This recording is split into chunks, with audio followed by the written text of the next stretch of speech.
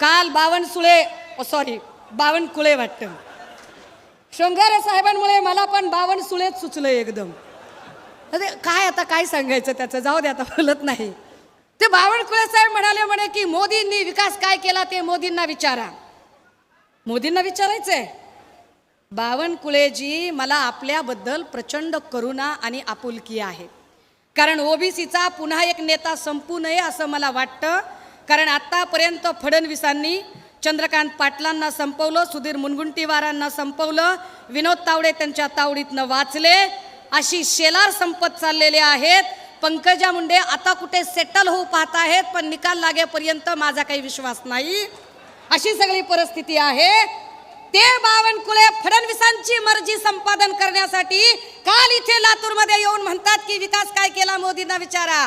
मोदींना विचारायचं लांब राहिलं.